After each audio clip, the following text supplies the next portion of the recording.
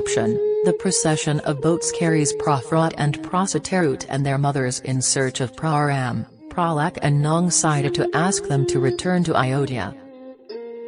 Phra Phrot, Phra Satarut and their mothers in search of Phra Ram. When duly cremated, King Tasarat and his ashes were placed in a chitty.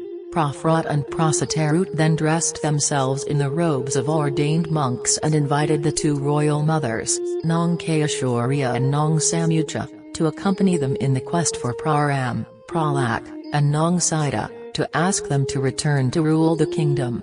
Nong Kyoksi and the hunchback Nong Kachi begged Nong Samucha for permission to go along. They eventually meet Kukan, a hunter, who offered to lead them in their search of Phra Ram. The two hermits Wasit and Saamitra also accompanied them.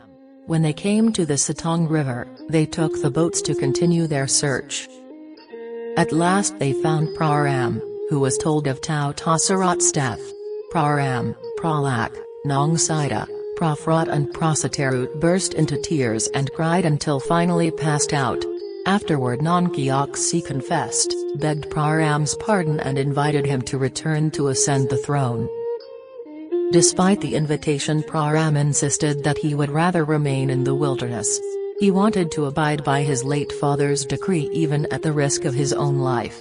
Furthermore, Phra Ram was adamant that he would first subdue the demon throng. Learning that Phra Ram did not intend to return, Phra Phrot announced that he would rather commit suicide. At this point an elf appeared to tell them that Phra Ram was an avatar of Phra Narai who had came to the earth to subdue injustice and that Phra Phrot and Phra Satarut should return to the city to look after the kingdom for Phra Ram until he could return himself. Phra Ram then gave his grass sandals to Phra Phrot as a keepsake. Phra Phrot and Phra Satarut placed the sandals on a pedestal tray and took them back to the city with them.